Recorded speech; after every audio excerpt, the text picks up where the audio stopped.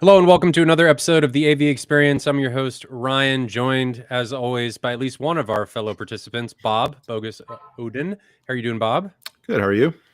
Surviving after my trip back from ISE. We are one down right now. Archaea, Jonathan will be joining us here in a few minutes. He had a change that had to be made for work, so he's pushing out an update, and he'll be joining us here in a few minutes after he finishes that, as long as things go according to plan, which I hope they do. I was in IT for a long time. I really hope that things work out. As sometimes, Bob, you know just as well as I do that sometimes those updates just decide, you know what, I'm not updating.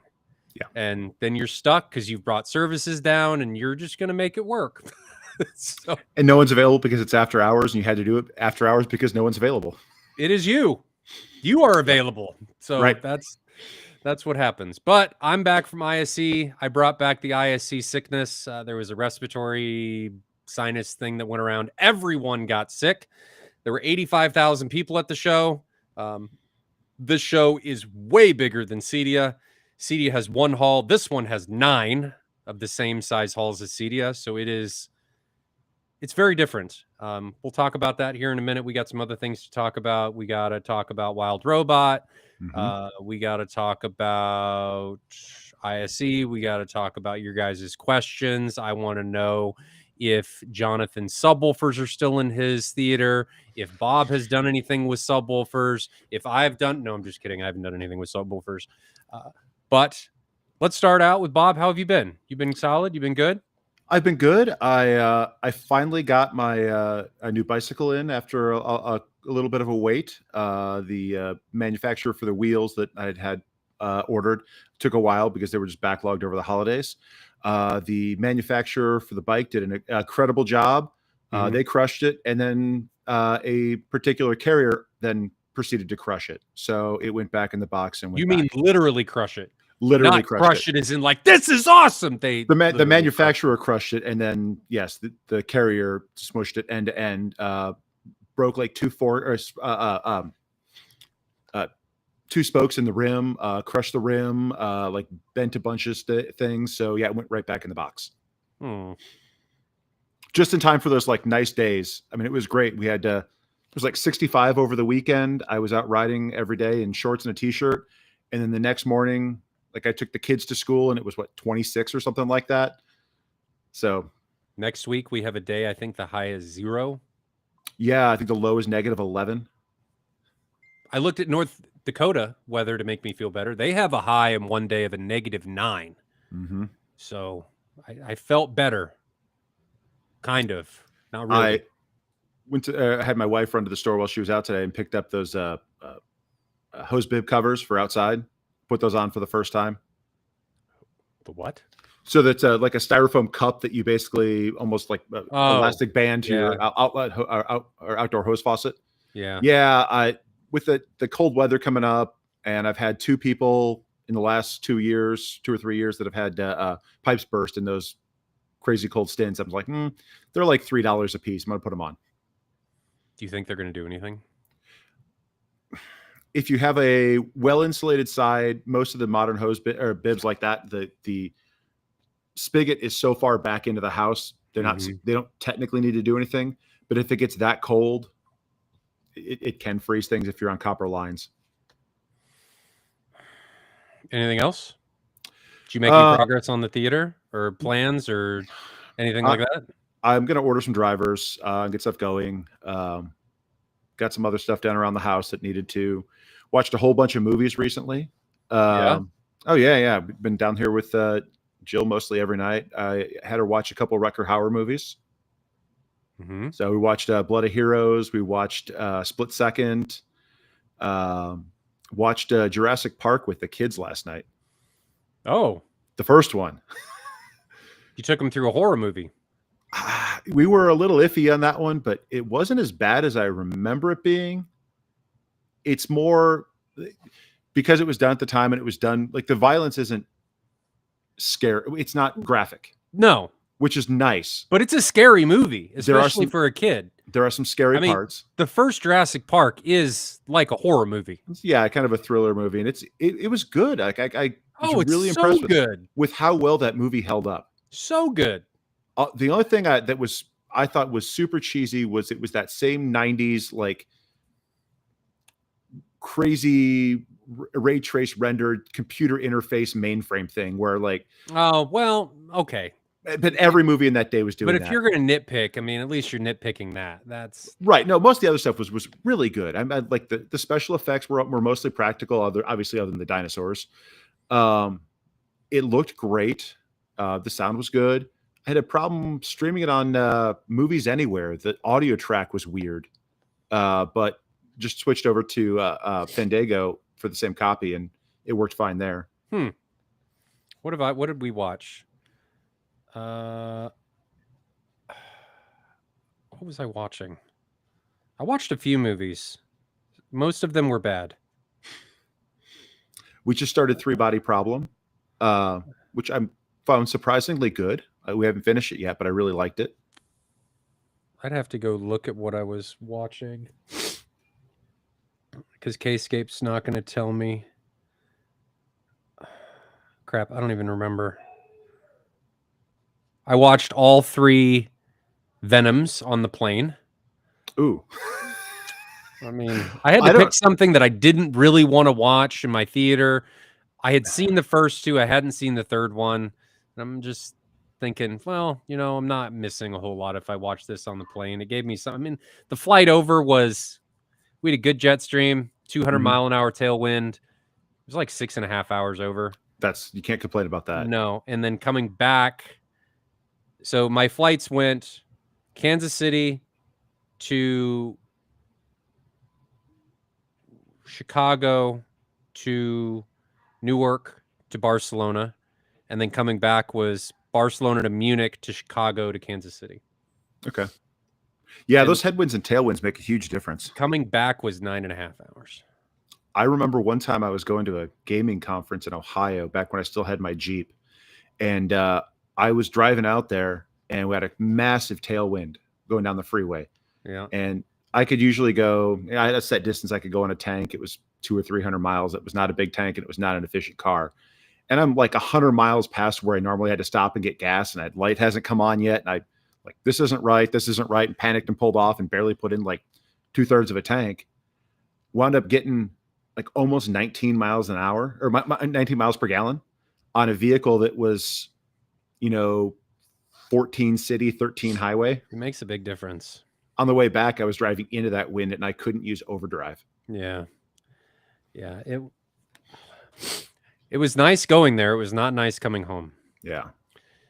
So was over there for a week, came back. We'll talk about that. I guess we could talk about that now. Well, I'd rather wait till Jonathan gets here. If he gets here, we're kind of rolling the dice on how well his changeover is gonna take place. Don't think anything new's happened with me. I'm trying to think of what the new movies that I watched are. I was watching some movie with.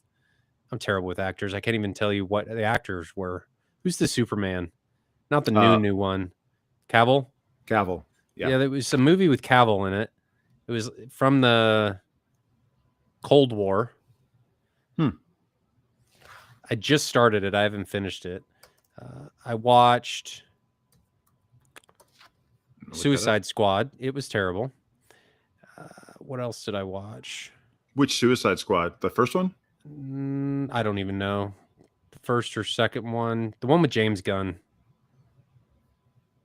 directing it. Which Henry Cavill movie did you watch? It was in the Cold War. I don't know. They were trying to stop some nuclear bomb from being developed. I don't know what it was called. I'm not done with it. I'm like halfway through it. I had to stop because I had to go pick up my daughter and take her to a birthday party. It was in the Cold War. Yeah. I'm just looking at Henry Cavill movies, trying to figure out what he was in recently. It's more fairly. It's not brand new. It's not an old movie though. Like the Ministry of Ungentlemanly Warfare? Yes. That movie's awesome. Yeah, it is great. I love that movie. I like watching movies that I know nothing about. Yeah. I don't watch trailers. I try and stay away from all of that. I don't look at any publicity. So I go into movies knowing nothing about them, and it Right. is fantastic. And this movie is fantastic. Henry Cavill does a great job. Yeah. That movie is so unlike anything else that I've watched recently. It reminded me a lot of Inglourious Bastards. I mean, kind of. It's not violent like that. I mean, not like Inglourious Bastards violent.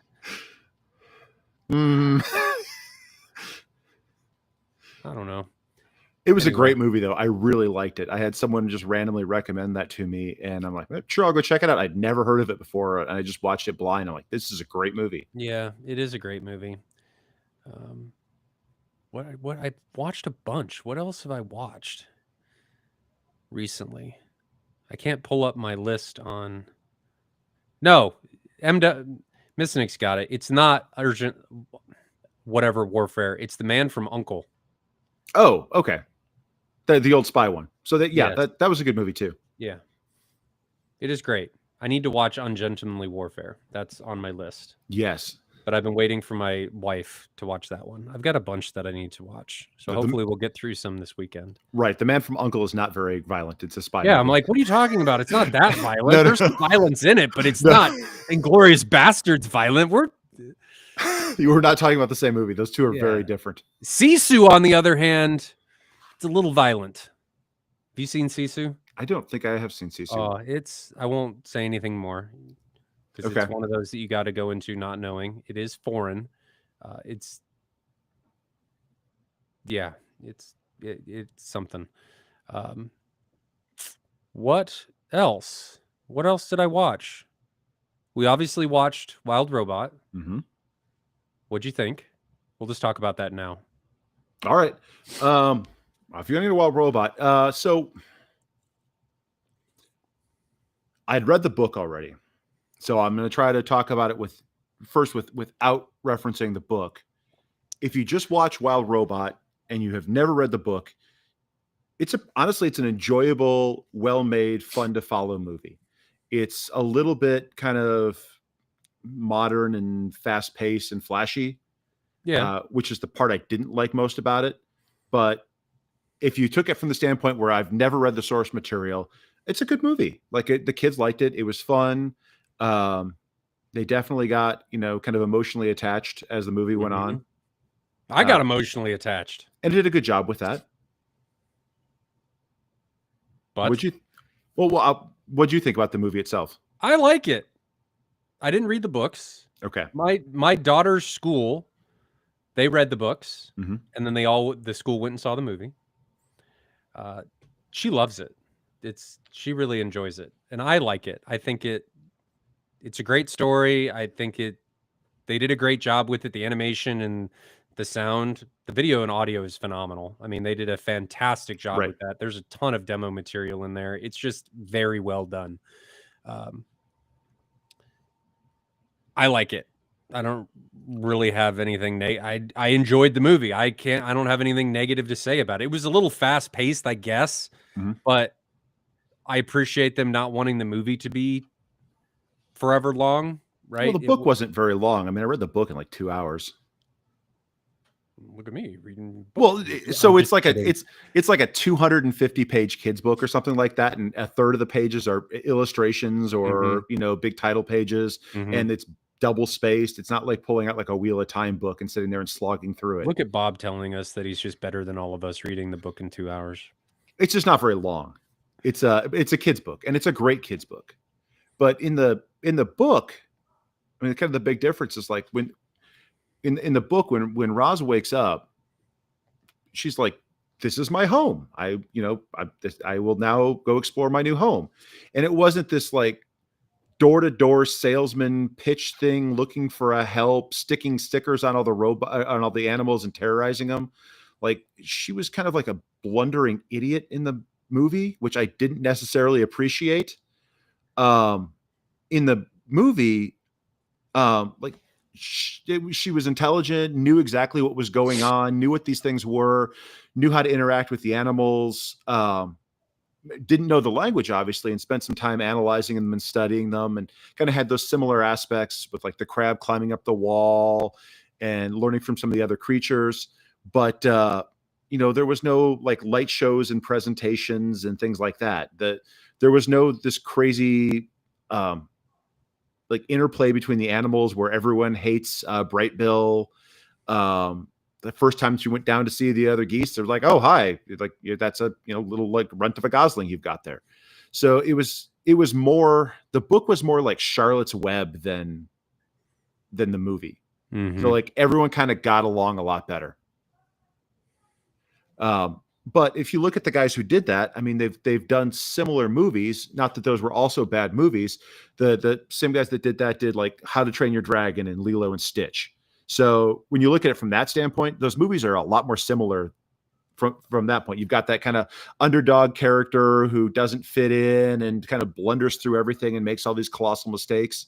So like Roz felt more like Stitch than like the character from the book. Yeah, maybe. But I mean, you could say the same thing in some aspects, comparing the Lord of the Rings books to the Lord of the Rings movies. I mean, it's that way with virtually any print to film adaptation. There's always some artistic leeways that are taken, Right. some bigger than others. And I think a big part of that is just entertainment, right? They've got to find a way to attach you to something and then keep you attached to that emotionally throughout the film. And I don't know that you necessarily do that if you don't do what they did. Maybe you do, but you definitely need more time. Oh, look, it's Jonathan. Things haven't blown up except his focus. Is that how it is tonight, fellas? Wait, Jonathan's subwoofers are gone. What's going on here? They're missing. The snap work? Oh, look at that. It did work. Too much bass in here. I blew up the camera. Yeah. There's no lily pads. There is. No, those aren't lily pads. Oh, no, that's all done. It's all put away. Yeah. That's the real deal now. It's all in place. Works great. I miss imagining the kids jumping on your subwoofers and imagining that Jonathan's going to lose an appendage. You miss imagining that? What in the world? Like a voodoo doll situation here. I adore that stuff, Jonathan. Okay, I adore that stuff. Oh, you're in there with your voodoo doll of me snipping my fingers off. Like this has got to work this time. Wait a minute. Just having horrific visions of you trying to cut plywood on a job site saw. That movie had us downfall. I'm being downfall's taking over. I'm just getting really dark. Yes. Yeah. I'm just so like upset that the version of Downfall I watched was in 2-channel stereo. Oh yeah. That was a good soundtrack. Sorry, man. Yeah. It's unfortunate. Again sometime in 10 years when you've Jonathan adores that movie. So you just gotta how have you been? Good. Anything new? No, not a whole lot new. We've been super busy at work, and I've been playing some Path of Exile 2, and that's been a lot of my time. Yeah? Yeah. We were just talking about Wild Robot. I watched it. This is the second time I watched it, and some pieces third time. I liked it. I liked it a lot the first time. I liked it a lot the second time. It's a fun movie. Mm-hmm. Did you read the book? I never read the book. Okay. I guess I didn't even know it was based off a book. Not everybody's going to read the book, Bob. You don't have to make sure that everybody knows that you're better than us, okay? Is the book better than the movie in this case? The book is different than the movie. They're just different. The interactions between the characters are very different in the book than in the movie. I mean, I was just telling Chat and Bob that it's that way in virtually every film, print to film abstraction. I mean, think about Lord of the Rings. Have you read Lord of the Rings? Yes. I mean, it's very different in a lot of it. There's huge like plot lines that are missing. I almost always prefer the book, but in the Lord of the Rings case, I actually preferred the movies. I think that's the one instance I can think of where I actually prefer the movies than the books. The movies are done very well. They are. I think they're top tier. But I think Wild Robot was done very well. They took some artistic liberties away from what the book did, but I mean, it's the same kind of point. I haven't read the book there. It's a similar movie. It's a similar concept of a movie, but it's a different character. And I that was what kind of got me about that one. Did you guys? So on that point, did you guys ever read Ready Player One? No. Oh, we need to do that. You guys need to read Ready Player One and watch the movie. Now we're turning into a book club. As much as I don't want to do that, that is another movie that is very different from the book, and it's a great book. As much as I liked Ready Player One, I think the movie could have been a tad better. Maybe it needed a little bit longer to cook in, or something. Like the movie was high and low. Like it wasn't. There was just a lot of fan service in that movie. It wasn't all the same quality. I don't think. Yeah. And if you don't want to read the book, the audio book for Ready Player One is actually really good and is read by Will Wheaton. Yeah, that's the direction that I would go. Oh, fine. Now we're a book club. So what was your favorite part? The mama possum. That makes me laugh. Yeah. Which part of just the whole mama possum stuff? She's like, I got 7 kids. 6. I didn't die. I love the way that the youngest one there is trying to slowly die of various diseases. Yeah, absolutely. And then I like when Ross plays possum. Mm-hmm. Sorry, spoilers. Not that really meant anything. Did you like the animation style? Yes. You prefer the animation style? I liked it. Or was it? I'm trying to figure. It's definitely different. Like, yes, there's not a whole lot of movies in that style yet that I'm aware of. No, it is demo material. It was used in at least a couple different locations at ISE. So is it in Atmos? The one I listened to is not in Atmos. Yes. I bet that's even a step over the 5.1. It's pretty good.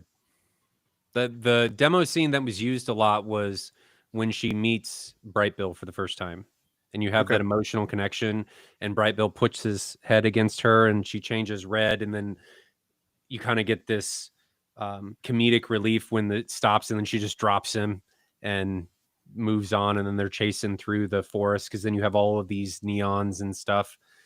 And the talk at ISE was, is there any BT 2020 in there? And I'm like, I doubt it. People, man, like BT 2020 is cool, but I don't think most of it's going to be P3, if that. Did they answer the question, or they were just... Nobody knew. We'd have to go talk to the cinematographers and stuff. I mean, I have some guys that I could ask, but I haven't asked. Nobody knew. I guess we could have measured, but we didn't measure. It was cool. This year, there was... Well, we'll get to that after we talk about the movie. Favorite... So that was my favorite scene. You liked everything to do with Mama Possum. What about you, Bob? I like the possum a lot. I think that she was a great character. I didn't like the change from the bears because the bears were missing. There were a bunch of other ones from the book that were kind of missing. Stop with the... More than one bear in the book, like... Yeah, so it was a mother bear and like her 2 cubs. And that's how Roz lost her leg in the book. Was like the bears were wrestling with her. I and remember fell off the cliff. I had to read that with my and she daughter. saves the bear, which is how she got along with the bears. And it like the book was more about like her building her relationships with the animals. Yeah, but if you're gonna get all on that, I mean, Bombadil was totally absent from the entire thing of Lord of the Rings. I mean, Bombadil didn't really need to be there, but that's a whole different like can of worms. You don't talk about Bombadil that way. I got to be with Bob on this one. I mean, like, the Lord of the Rings books, there was just pages and pages of poetry. And as I was reading it, even like in junior high or high school, whenever it was, I was like, come on. You know, I don't want to skip things because I don't want to miss stuff, but it's too slow. The books are too slow for me. I don't want to read a 3-page section about memories of the Shire over and over and over again. I just don't. It doesn't work for me. Now, the books had great spots. I mean, I actually liked the what's I can't even think of the precursor right now. Instead of Lord of the Rings, The Hobbit. The Hobbit book I enjoyed more, even though it's technically considered more of a kid's book. That was more enjoyable to me. It was one book that they abstracted into 3 movies. Right. The movies were terrible. The movies were not good in that case. The book was fun. They tried to drag that out way too much. Yeah. In fact, I recently read The Hobbit to my kids, and that was fun. They all enjoyed it. And then we watched the movie, and they all enjoyed that. Yeah. I put up with The Hobbit movie. I'm not a big fan. Did you watch the cartoon? We did watch the cartoon as well. I loved the cartoon as a kid. The kids didn't really glue onto that one too much, and I hadn't seen it before. This was the first time I'd seen it. The only redeeming factor in all of the Hobbit movies is the smog scene. Yes, that was it's so good. So good. At least the first one, where it cuts off at the end of the movie, and he's like through the gold and stuff. I just like it when he's talking, like going through, and just that whole dialogue is so good. Anything else about The Wild Robot? No, I mean the fight at the end is kind of neat. There's a lot of neat colors going on. It's bright Mhm. and bright and vibrant. The ocean scene in the beginning with the wave crashing and the crabs and Mhm. stuff, that's fun. When the fox is interacting with the people on the beach and they're cooking the little clams and he's leaning back with his fat belly saying this is a life, that's all fun. Like it's Yeah. just fun. The I fox enjoyed had a the lot whole of like thing. Zootopia kind of vibes there. I mean, it was a lot like Nick from Zootopia. Absolutely. I enjoyed the whole thing. So next movie. Anybody have any suggestions? Chat, what do you think? Where should we go next? If you haven't seen Ministry of Ungentlemanly Warfare, not or whatever. Fury just got a Atmos track. It already Did had it? an Atmos track, didn't it? I thought it had one long ago. It did? I'm pretty sure. I think The from version email clips I have it. The version I had in Kscape was 5.1. Okay. Hmm. Jonathan, have you seen the Ministry of Ungentlemanly Warfare? I haven't. We maybe should do that since it's on Ryan's list too. You haven't seen it yet either? Are you? Mhm. He's got it too. Let's do it. What's it rated? A lot are. Bob was telling me it's very much like Inglourious Bastards. It is not a kids movie. Is it? Do we need a kids movie? Who are the actors in there? No, not necessarily. But Henry Cavill is in it. Is the Okay. lead in it? is that the one where they're on a boat and all the trailers and stuff? They start on a boat. Yes. Okay, I've seen the trailers for it. I just haven't watched the movie. So is that what we're doing? Is it a spy movie or like what style is it? It's a spy-ish movie. I don't want to say too much about it. Dan Jones, we are not doing Fight Club. I've never seen Fight Club. What?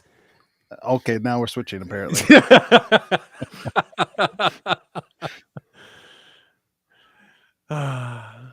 Big Jack says Fury has been Atmos for a while. Well, I guess I'm just behind the times. I don't know. Whichever streaming service I'll pick that up on, it'll probably be in like mono. Christian Kensichi, $5. Thank you very much, sir. Much appreciated. Midas teased the HD 96 Neon 16. Might end up moving over to that for my current D Live and Avantis rigs. Most exciting product at ISE for me. So I'm assuming that is DJ gear. I will show you guys a picture when we get to that point so you guys can have some idea of how big this show is. Because for anybody that's been to CEDIA, this show is like... It's a mixing board, yeah. It is huge. So, Christian, I'm glad you got to see or hear about some cool gear. I did not make it around to do really much of anything outside of the main residential booth. But let's get through the movie stuff and then we'll move on. So we're doing the Ungentlemanly Warfare. Is that what we're doing? Not Fight Club, even though Bob needs to see Fight Club. Though he's probably going to see it in mono when we do decide to watch it.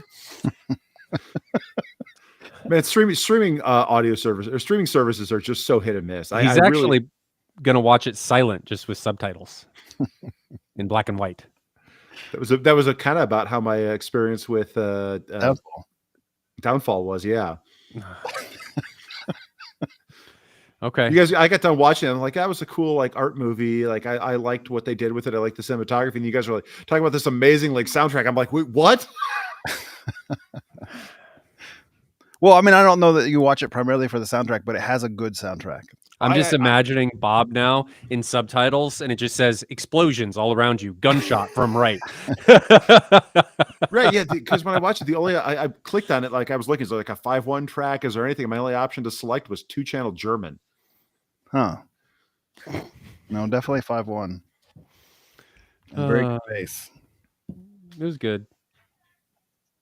Have I watched Saving Private Ryan in Atmos? Yes. All right.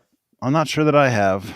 I've heard a lot of the original soundtrack that it came with was fantastic. The original was really good. I don't think it was Atmos at the time. Okay. ISE. So let me pull up this picture here real quick.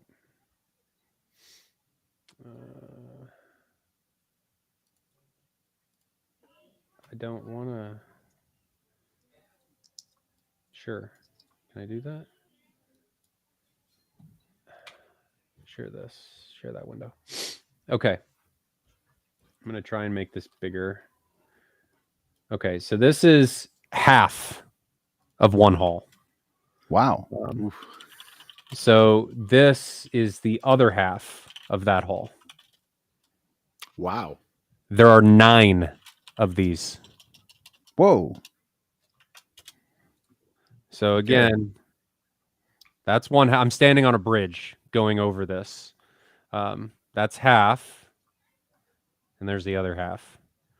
So some of these booths are like 4,000, 5,000 square feet. That Just Crestron one looks like it's taken up about a Crestron's really big. building. Sony's and LG's are just freaking enormous. I mean, these guys are building. I don't have very many good pictures of this because I never think to go like take pictures of stuff because I'm terrible at this. But these guys are building sometimes 300-inch video walls just for these booths that are up for 4 days. Yeah. And then they tear them down. I mean, it's insane the breadth at how large a lot of this stuff is and how big and how much money is spent. The Barco booth, they were showcasing a new ISE 600, which is a commercial projector. And for anybody that doesn't know, Barco and Christie do a lot of not just commercial cinema. They do a lot with theme parks. They do a lot with simulations, so like aviation or maritime or all different kinds of stuff. Well, Barco did this room, and it was this round room. It was like a big cylinder, and they had, I don't even know how many projectors were in this room, and they were all edge blended, so it was one continuous image all the way around you, and they had one firing at the floor. Yep. And whoever mastered this thing and created this content, it was mind-blowing. What was the content? You're moving. Like you're standing in this room, and it feels like you are moving, and nothing is moving except the imagery that's all around you. And they've got it so that the floor and the reflections are changing, and you're moving through all of these different scapes. And it was just this visceral experience, and nothing was moving except the video. Yep. So that was super cool. But think about how much time it takes to set that up. And this show runs Tuesday, Wednesday, Thursday, Friday. And it's open from 10 to 6. How big was the room? Wasn't insignificantly small. I mean, it was probably 15 feet across. Okay, not too big though. So they didn't have to have a lot of coverage for that. No. There's a place called the Illumitarium in Vegas. It's over at the Area 15 space, and it's another one of those locations like that where they've got 2 different rooms, and they could do a couple different shows. The first, and they're entirely white rooms with white floors and white like kind of couch plastic furniture and stuff in there. Mm-hmm. And there are just projectors. You look up at the ceiling, there's different kind of periscope mount projectors everywhere. I mean, there's 100 plus of these 20, 30,000 lumen Panasonic projectors up there. Mm-hmm. And they do the show that we watched was a space one. So you do the first one. It's like you're watching a space shuttle launch, and you're standing real close to it. You get the clouds enveloping you. You go up into space. And the other side, you go out and you're like in space and standing on various planets and going around the cosmos like that. And it's really cool. You do kind of see some of the limitations of contrast ratio there because there's so much white. It stops mattering. But the environment is really cool. And the room is huge. Like it's not a 15 by 15 room. It's like a 300 foot by like 100 foot wide space. And for the most part, their edge blending is pretty good. There were a few spots where like I wanted to like go nudge the employee working there. Like, can I borrow the remote to fix this? Because like anytime you see text at like some of those like, junctions that got a little bit off, you double expose text and things like that. But those rooms are so neat. Yeah, so that was Barco had that. Barco had multiple video walls there. They did a partnership with Prime Theater and Lingdorf. Mm-hmm. We were also in that room. Mad VR was. So they did a dedicated theater there. They were showing the Barco Heimdall, which is their new 6,000 lumen single chip DLP projector. The coolest thing about that projector, though, was how quiet it was. Oh, really? 29 dB. That is pretty quiet for a big 6,000 projector. lumens. It was in the room with us. You couldn't hear it. Yeah. Nothing on except the projector. You could not hear it unless your ear was right next to it.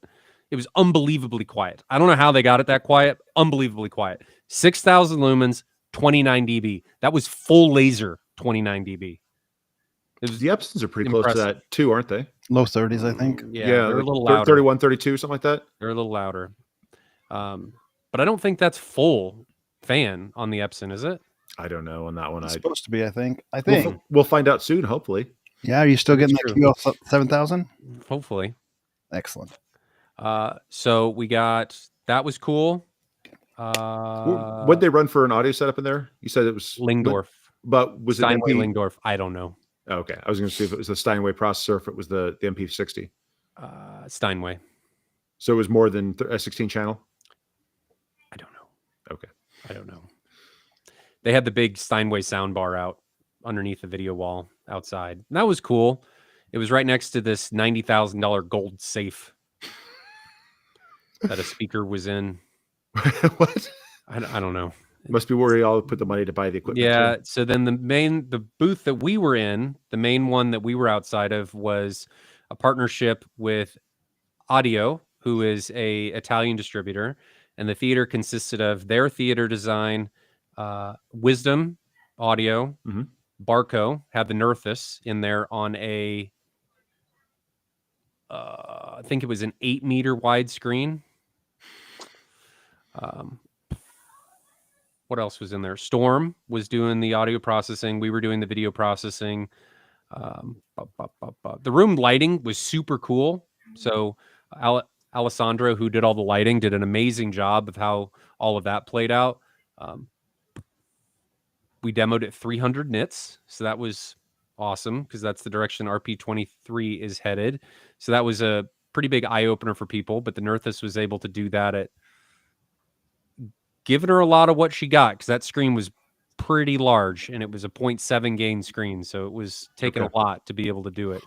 But one of the coolest things they did is they did a DCI demo, like full on DCI. So your Beverly Hills circuit and stuff that is only available for like commercial print master or masterings. That's what they were showing for one of the demos.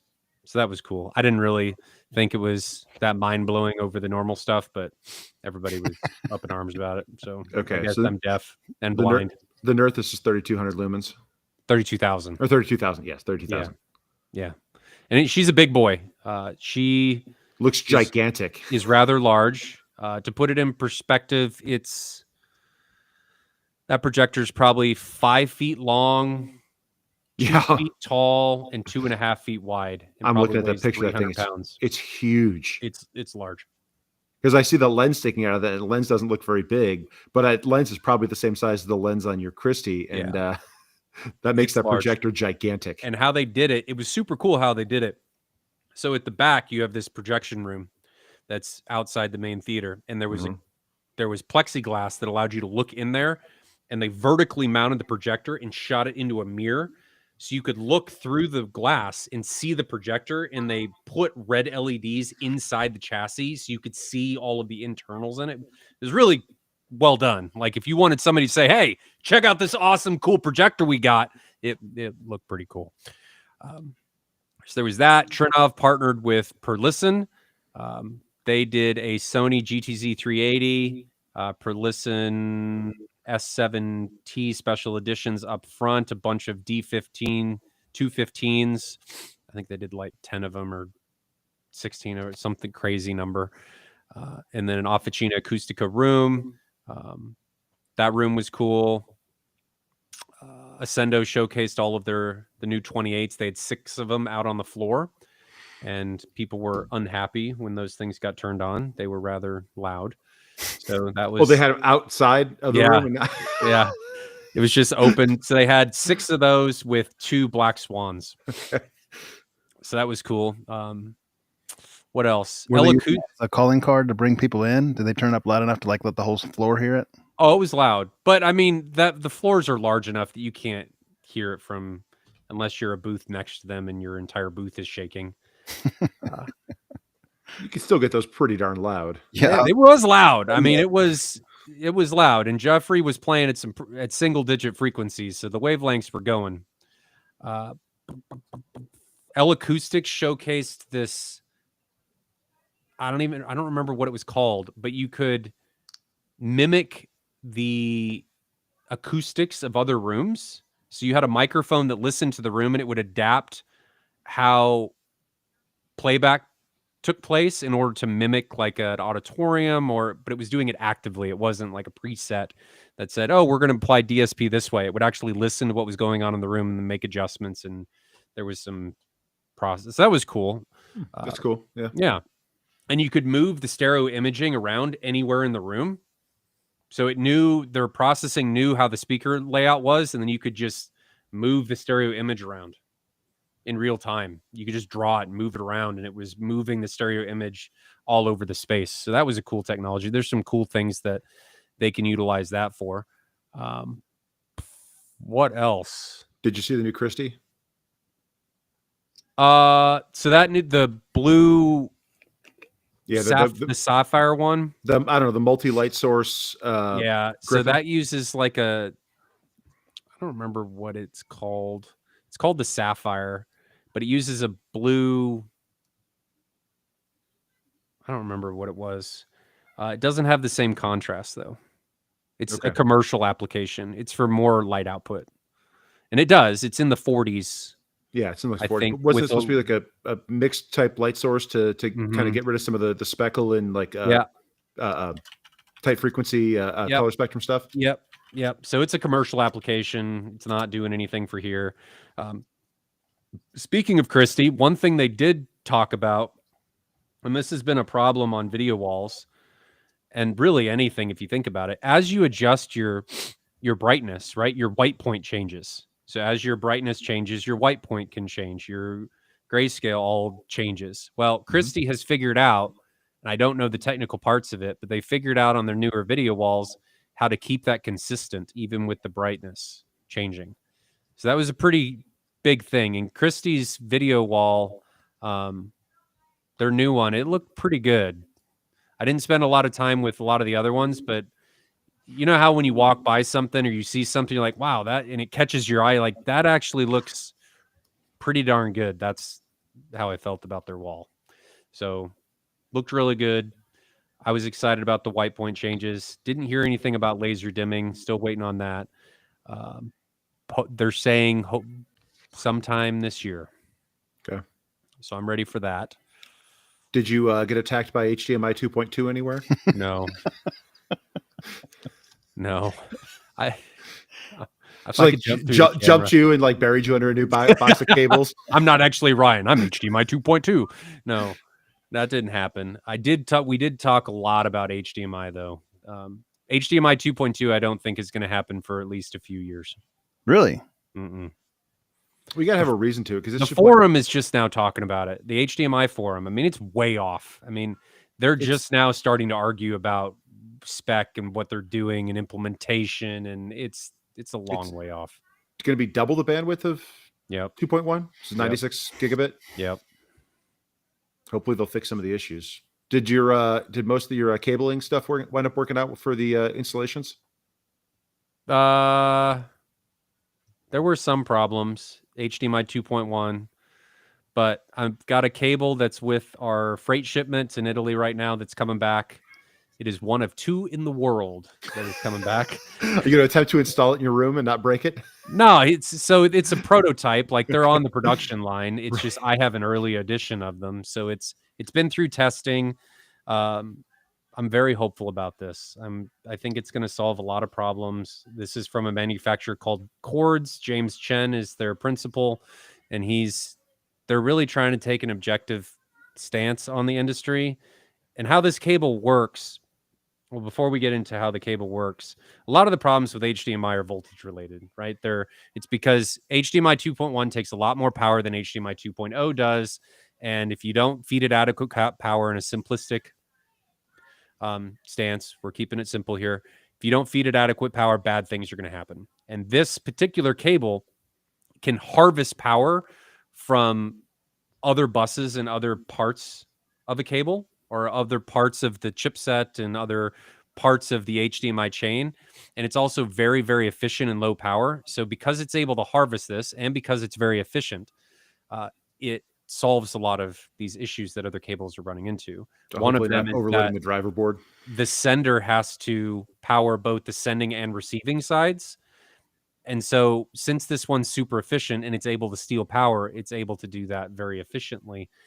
And we're hoping that it's going to solve a lot of problems. The DPL Labs, the guy that tests these cables, he's way smarter than I am, was saying that this cable at 300 feet measures way better than even, 1 meter, 2 meter, and 3 meter passive cables.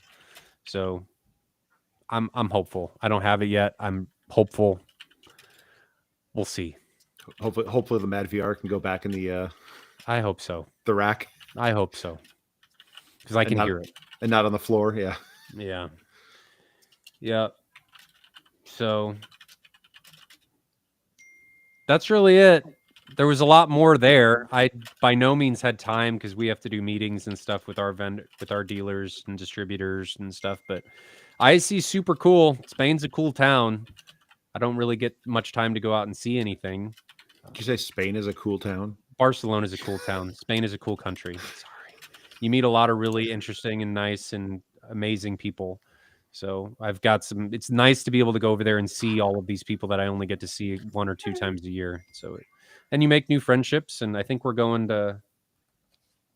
may be going over there in the summer on vacation.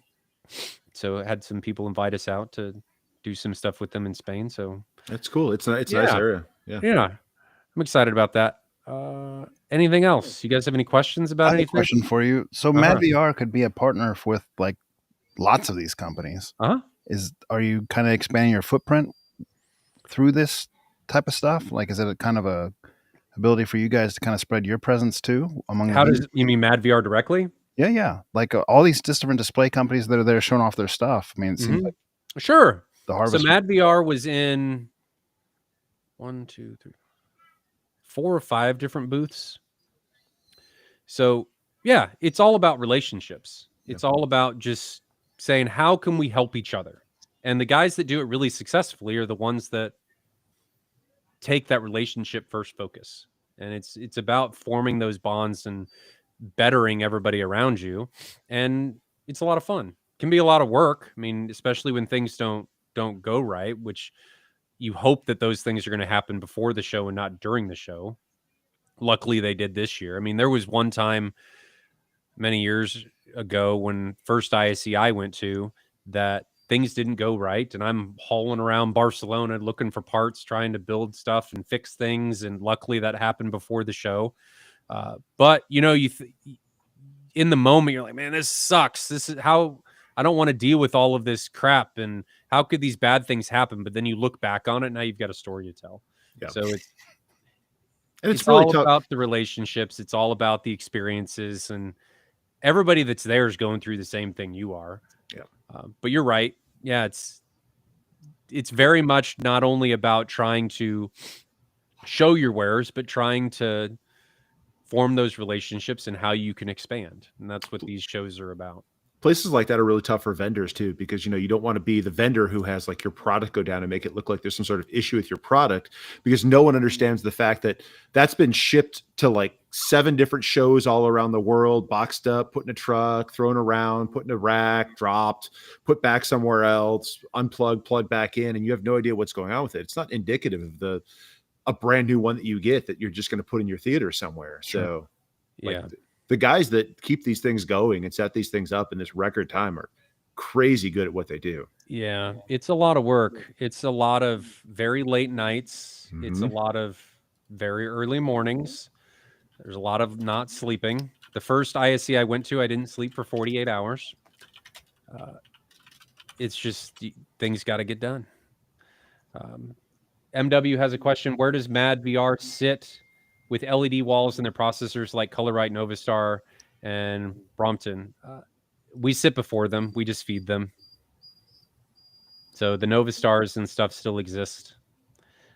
We just feed them MadVR is display agnostic. We don't care. We're just processing the video signal and then sending it on.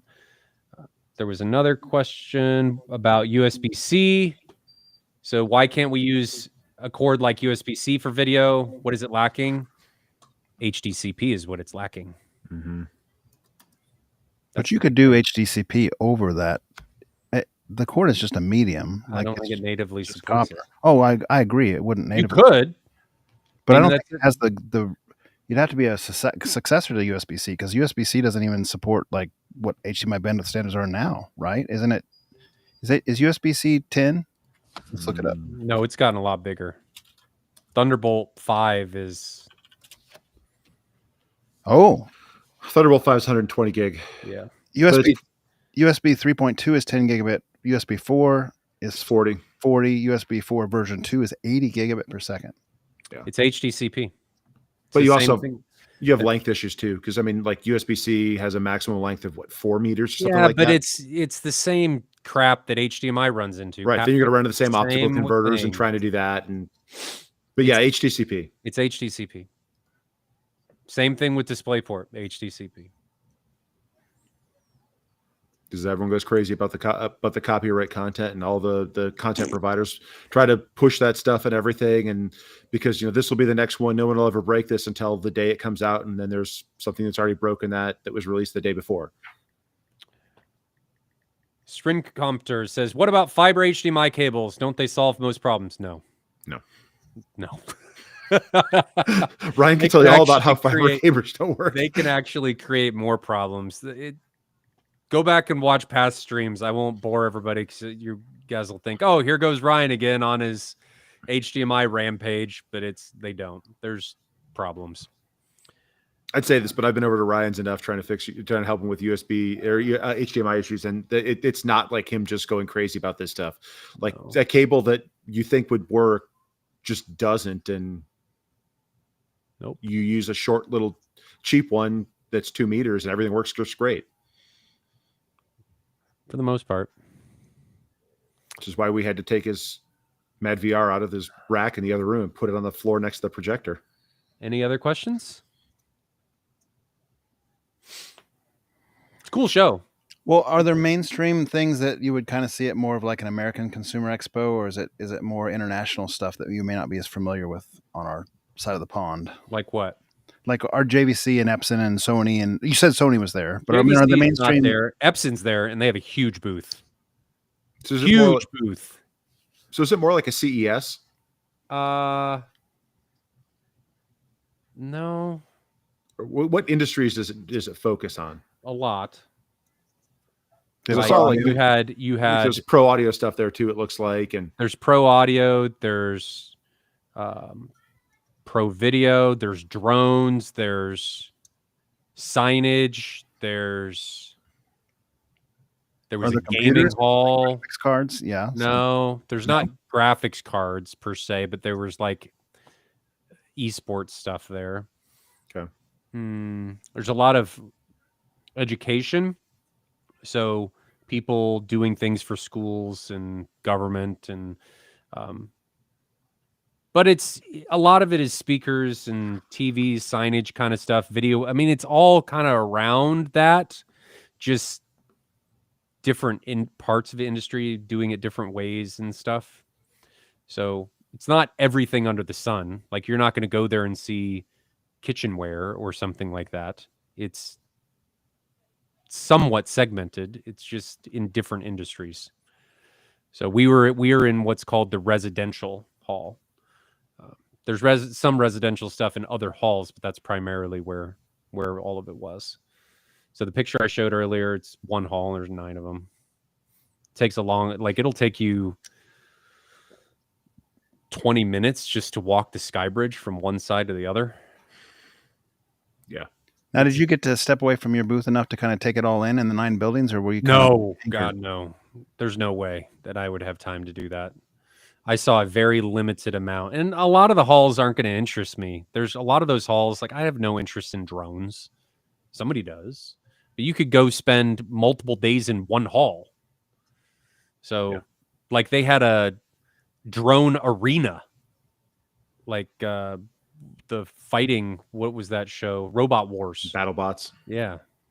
So they have That's that cool. kind of, yeah, they have all kinds of different stuff there. I mean, the event's huge. There were almost 90,000 people there. Yeah. So it's not a cheap show. It looks like for a guest, it costs $350 for early bird or $575 on site. I mean, there's a lot to see though for that amount of money. I mean, there's a lot of stuff that you could see there that you wouldn't see anywhere else. And if you want to talk to the guys in the industry that know what they're doing, I mean, they're going to be at these shows. So I mean, just a guy off the street can go and show up, but you don't have to have any kind of You're not supposed to, but I think you could. You could. I mean, what you see a lot of times at ISE and CEDIA is if you own a business, nobody's going to question you. So you also have end users that'll come in with dealers and stuff to see things that maybe the dealer doesn't have normal access to or to show before they install in the room, or they want to talk to vendors or what have you. So you do see some end users, but it's mainly the vendors are there to talk to dealers and distributors is mainly what's going on, and media and different publications and stuff. So when Barco took over the theater and showcased their projector on the theater, did you get to go see that, or is it just something you heard about? When Barco did? You mentioned earlier that they put one of the Barco projectors in a local theater, an AMC, a Prime theater, you said? I thought I understood. Oh, the HDR by Barco. Mm-hmm. That's here at Berrywood. Oh, I thought you were talking about over there. Okay. No, that's here. We have one of the first ones in the country for whatever reason. It has light steering. Yeah. Oh, really? Yes. It's at Berrywood. Did it replace the old IMAX one, or is it I don't know. One of the smaller theaters? I don't know. I know nothing about it. I just know it's here. Okay. And it's a big deal because there's very, very few of them. 5 in the nation or something like that. Yeah. So it's able to steer light to the HDR highlights, which is a big deal on a big screen to make the HDR highlights much brighter. So it's a cool technology. I haven't seen it before. Have they released any like white papers or additional information on that? How that works? Is it similar to the like Christie Eclipse stuff with like a double set of chips? I don't know. It's a special projector that they're using to do it. Don't know. I just know it's here. Yeah, I tried to look for some reports on ISE just to kind of see what was there, and I didn't see too much like new stuff. It looked like they had a ton of stuff that was available. There is a new I saw a new 21-inch Pro Audio subdriver was announced by Fatal. So they got a what is it, the 21 XL 3000. It's going to be coming out this summer. Not like nothing to be too excited about. It's like X-Max is still like 17.5, 18. But it's got a giant magnet on it, which could be kind of fun. Full specs aren't out yet. MW is light steering the same as Dynablack or additional? It is not the same. Dynablack is laser dimming. Light steering actually allows them to put more light into specific areas. So it's totally different. Not the same at all. But that is as much as I know about it. I don't know anything else about it. John Durant, thank you very much for the $5. Much appreciated. Never required. Hopefully you're enjoying the show. Yeah, thanks, John. Palindrome guy says, at these shows, Ryan, are you ever impressed or are you amazed by some of the prices of these speakers that are very average? Don't need to name names. So these shows like CEDIA and ISE are not like Expona or the Florida Audio Show or Southwest Audio Show. It's mainly your big name companies. Like a booth that was right across from us was Sonance and James. You've got most of your big one. Martin Logan's not there. Paradigm wasn't there. But like Porcella, Ascendo, Wisdom. I mean, there's Klipsch isn't there. That's more of an American brand, but it's mainly big brands. It's not going to be your just boutique guy made in a garage kind of stuff. The amount that you have to pay to build a booth just for the floor space keeps all those guys away. Right. I mean, because it's not like they just can go put speakers up in a hotel room like they do at Expona or some of those other ones. I mean, and You you could, could but yeah. invite people, but you're talking $100,000 to $200,000 in some cases just for floor space for the show. So it's tons of money, and that's going to keep those guys away. They're not going to do that.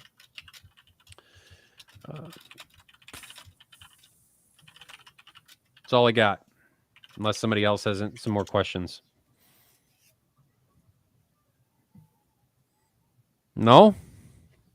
MW, I have not had a chance to play with some of those purified drivers, but I'd love to one of these days.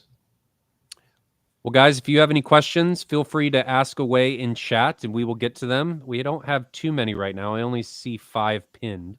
So if you have them, feel free to go. Otherwise, we're going to have a shorter night, which I will not complain about because I am still recovering somewhat. Okay. If you guys see any come in that need starred, let me know. Yeah, I'm keeping up with it. Palindrome Guy says, which speakers do you guys have? Do you rate them as top tier? Are you sure he's not responding to the gentleman who asked if he had heard a JBL synthesis system? I think that's in league with that question. So someone in the chat, he had asked, have you guys heard a synthesis system previously? Someone in chat said, I have a synthesis system. And I think Palindrome Guy was asking that guy with the synthesis speaker which ones he had. Never mind. JTB says, hey, Jonathan, on the LS12000, are you using frame interpolation when playing games at 120? So it doesn't bother me to do so. If I'm playing it like a Twitch game, I'll turn it off and go to fine. The frame interplay, all the settings completely on the LS12000 are about 40 milliseconds. So if you have any kind of sense of if that would bother you or not, that's like fully engaged. And when you turn off frame interpolation, when you turn off the fine setting and go to fast, it goes to 20 milliseconds. So I find both of those perfectly fine for playing most games. If you're playing like a Twitch game or a platformer or something where you need real precise controls, I'll turn it to fine. I'll turn it to fast, the quicker 20 millisecond speed. I do your preference. Like if you're playing a single player game, I would say just let it look its best, because 40 milliseconds isn't going to hurt you that much, especially if you're using a controller. I think that's perfectly adequate, personally. Unless you're playing a reaction game like Dark Souls or something like that. Absolutely. Good question. Are we supposed to talk about gaming in our theaters one of these days? We should. That should be a topic. I thought we were supposed to do that this time, but we were supposed to do it before ISE, then we forgot because Ryan forgot what day he was leaving. Yeah. My wife's never going to give me crap. I'm never going to hear the end of it. I thought I was leaving Sunday, and I got a text on Friday that said, hey, check in for your flight. What is this? Why am I checking in 48 hours early? And then I look at my ticket. Oh, I leave tomorrow. It's a good thing you got that text. Yeah. No kidding. Palindrome guys, this is your question, Jonathan. Have you guys heard of JBL synthesis system, and what do you think? On the same level as you guys or not? The big synthesis system is, as for the processor, is a Trinov, isn't it? Kind of is, kind of isn't. It's not a full-blown Trinov. And the smaller one is the same thing as what the Arcam and whatnot? Yes. Like the 55. Yeah. It runs Dirac. Yeah. I have heard them multiple times because they come to shows, so I've heard theaters with them. This is my subjective opinion, because speakers, I think, can be very subjective. I have never been a fan of the JBL horns. Just not my thing. Doesn't mean there's anything wrong with them. Some guys love them. There's some dealers out there that swear by them. There's some end users that swear by them. Just not my thing. Have you guys heard them? I have not heard them. I don't think I've heard them in like a home environment, which is what I would need to do to make a good distinction on them. I'm looking at their website. I thought they had a tower that was part of the synthesis line, but I don't see it in here. Am I thinking wrong? The M2? Yeah. That's listed on their page. Maybe it's not. It's not really a synthesis. It's kind of its own above synthesis kind of thing. Synthesis is mainly in wall. Yeah, kind of that's stuff. what I'm seeing. Yeah, the M2 is its own stuff. Yeah, no, I don't think that I've heard that. Certainly not in a home. If I've heard it at a show or something, it didn't stick out in my mind. Yeah, I don't think because those shows I've gone to, you don't see a lot of in-wall products. I mean, even at Expono, there haven't been much. Who did that? Focal had their big in-walls that one year. Martin Logan brought their big in-walls to the first First M-Wave, wave. Yep, in the which I hallway. didn't even get to hear because they took them down by the time I finally had like 5 free minutes, Mm-hmm. which was unfortunate because they were evidently really good. Mm-hmm. It shows like CD and ISE, there's a lot of in-wall stuff, but you have them building dedicated spaces for them. Yeah, I kind of want to try to do CDA this I year. personally would take other speakers over those, but again, that is a very subjective opinion.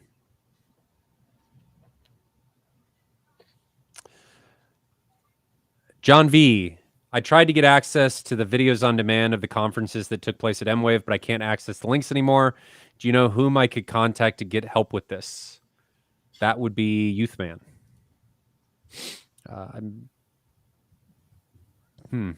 Yeah, the domain for the website is gone.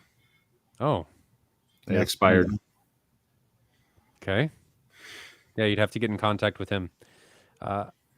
Don't have access to that. That was all his material. John Durant says, what is your guys' thoughts on Seaton subs compared to JTR? I'm all in on Seaton, but curious how they compare to JTR.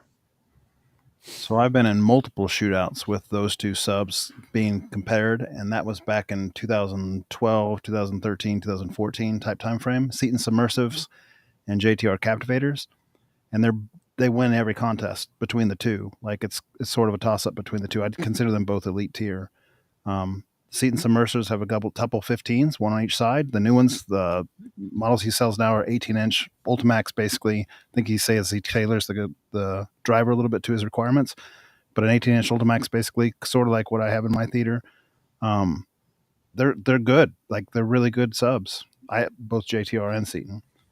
What we had kind of figured out in those, we had one of them was blind. We had a couple of them that weren't blind. 3 different shootouts are coming to mind that we did this with, and they were always ranked 1 and 2. And the Seaton was usually considered a little bit more musical, and the JTR was considered a little bit more savage. But they were both like fan favorites, the people that went to those shootouts. I linked it in chat for anyone that's interested in looking at some of the shootouts. You can go into the chat, and not just the ones the Kansas City group did. There were some other groups that did it. There was one on the West Coast and one in Omaha where they did a shootout with those. So yeah, there's some information there with just casual enthusiasts the kind of casual enthusiasts who would go to subwoofer shootout, I suppose, and some of them from different states, but just enthusiasts with different opinions and different observations. So that's good stuff to read. Were those sealed or ported? Ported captivators and sealed submersives. Okay. Mm-hmm. Dual opposed sealed submersives. Mark Wilson, gentlemen, any word on the Dayton Audio HF subwoofer updates, or is the new Ultimax 2 series fidelity up to the musical in HD? Yeah, so they're plugged in right behind my seats now, and I did some measurements with them. They live up to the specs. I bought a what is that thing called? I can't think of the name of it right now. The darts thing? The DATS. DATS. The ATS, yes. I bought a DATS, and it measures like it should according to the specs. The excursion looks really good. I can drive it all the way to the absolute limit of a bridged iNuke, NX 3000 amp, Behringer NX 3000. Like the amp runs out of gas before the driver does. And that's bridged, depending on what you read, anywhere from 1,200 to 1,700 watts, depending on what you read on that. I did some frequency response sweeps between the two. The new Ultimax 2 has probably an extra 2 to 3 dB above 30 hertz and the identical performance down below 30 hertz. So it's actually got a little bit more because it's got more headroom up top, like more. The frequency response is a little bit extra above 30 hertz natively, and it stays that way all the way to the limit of the iNuke anyway. I mean, it didn't act any different all the way at the limit of the iNuke. Now, if you had a more powerful amp, it'd be interesting maybe to see, where that goes. Like if it can keep that headroom all the way up the top, but usually it's the frequency on a sealed sub anyway. The way I was testing, it's usually the lower frequencies are the ones that give out first or compress first over the higher frequencies. You can dump power in there all day long at the higher frequencies and not really see much compression there. So realistically, I mean, you could go into AVS forum. I'll put the link in chat for some of that testing. By all accounts, it's a good driver. So I'll throw that in chat. Good question. Good answer. Dan Jones, last one for now, unless somebody else has something else. Is there special content that specifically goes to the LFE channel, or is it just low end from surround channels from crossover? Specific content. So it is specific content for the LFE channel. The crossover underneath that, so if it's not LFE, it'll send that to the subs, but the LFE channel is specific for the LFE channel. Yep.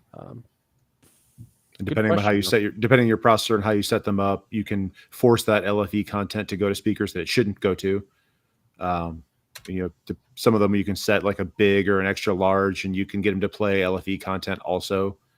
Depending on your speakers, that's may or may not be a good idea. Probably not a good idea. Back to the question about the synthesis. Palindrome guy I asked about JBL synthesis system. Have you ever heard an in-wall system that impressed you? I use in-wall speakers right now for sides and tops. They're fine. They don't get very loud, which is part of the reason I'm replacing them. Do we consider the Ascendos in-wall? No. I'd call them more on-wall than in-wall. Well, the 5s and the 6s can go in. Oh, those small ones. Yeah, that's true. I forgot about those ones. I'd say those, yes.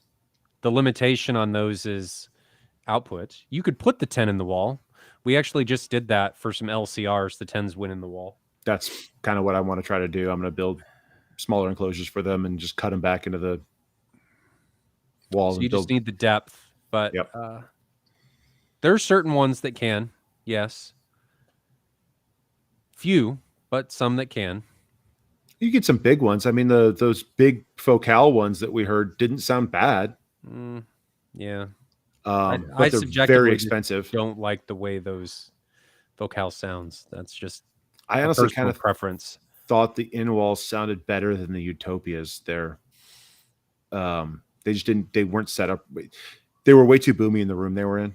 But I mean, it's hard to judge anything at a show like that when it's a non-enclosed space and you've got in-walls, then firing them out into a big open space. Jonathan, have you heard one that you liked? Frankly, I would not prefer to do in-walls if it was my choice, because I think would agree. You have some compromises. But can you get a good in-wall system? I'm sure you can. I personally would probably not have any problem with JBL Synthesis. I mean, JBL Synthesis is an upper JBL brand. They're probably going to be trying to make it just as flat and neutral as possible as far as a frequency response. Like, just kind of disappears, doesn't call attention to itself is the way that we'll measure. That'll probably be fine. The angles are never going to be right on an end wall as far as towing it in towards your main listening position. Like, that's very difficult to do. Most in-wall systems typically lend themselves to budget installs.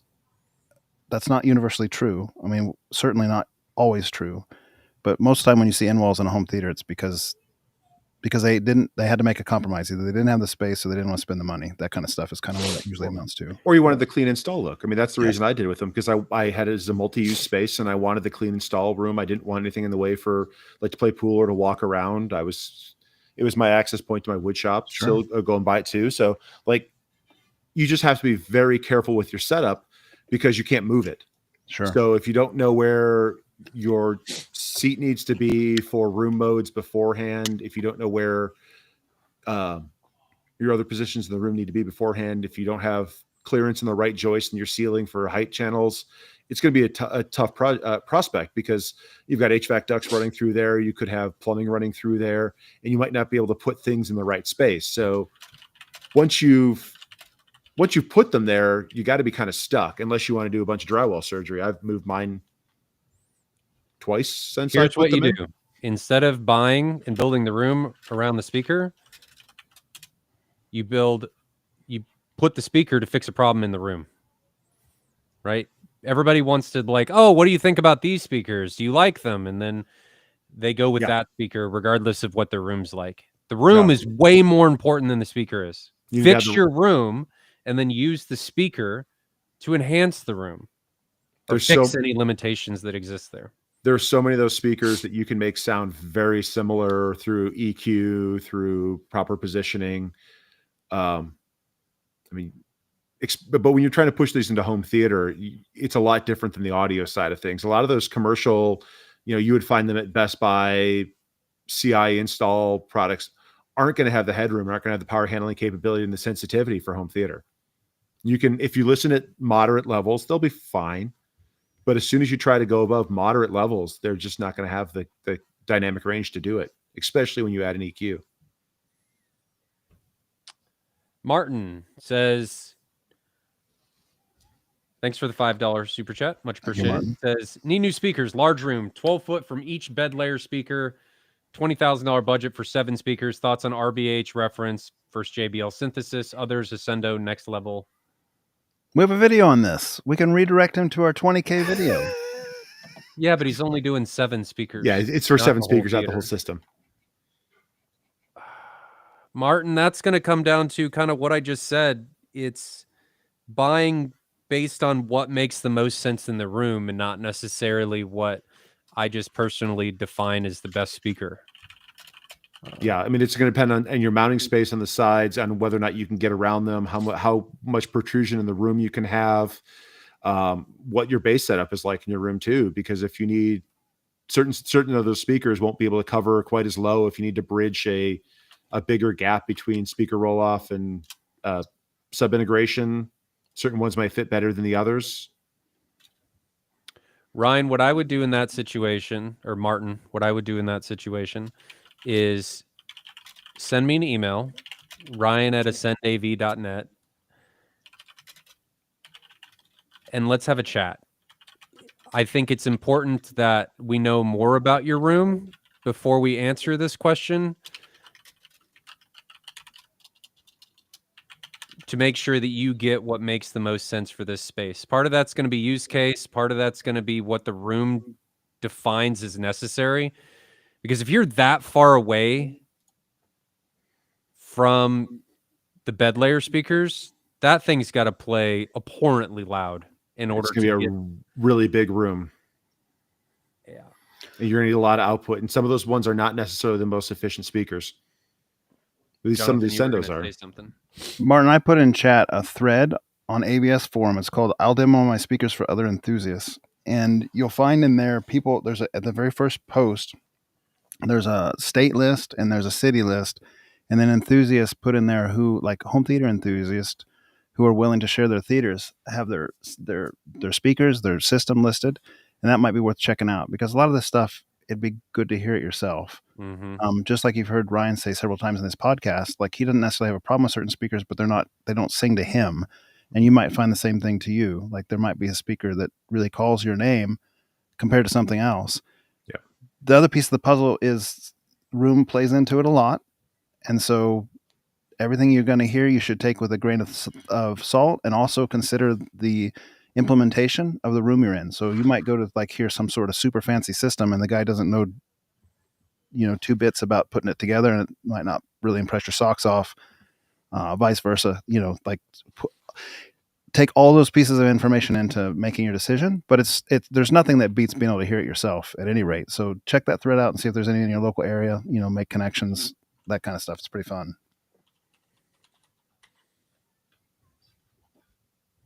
They also have one of those for subwoofers, by the way. So if you're in the market for subwoofers, there's another thread, and it's not necessarily the same people, because some people are into different pieces of the hobby. Yep. Good. Yeah, Wisdom does have good in-wall speakers, but I think they're not inexpensive either. Wisdom? Yeah. Yeah. But so that's a perfect example of buying based on what the room needs, right? Because Wisdom does not work in every room. They're great speakers. They don't work in every room. And they don't work because of how the speakers are designed. If you sit above or below the speaker, it's not going to work, because their vertical dispersion on a Wisdom line source is virtually 0. Right. So if you're above or below that speaker, which can happen in larger rooms when you get into multiple rows, multiple tiers of seating, it's not going to work. So it's really important, and I stress this all the time, that you buy based on what the room needs. You don't buy based on, oh, this is a cool speaker, I'm just going to make it work in the room. You buy what can allow the room to be its best. People need to focus on making the room as good as it can be and then buying equipment that supports it instead of the other way around.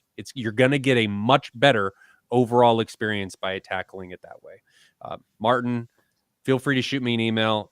Definitely go check out Jonathan's link because it's really, really important. I think that you listen to stuff. Listening to other people's opinions, including us, is great, but it's really important that you form your own subjective opinion because you're going to be the one using it 99% of the time.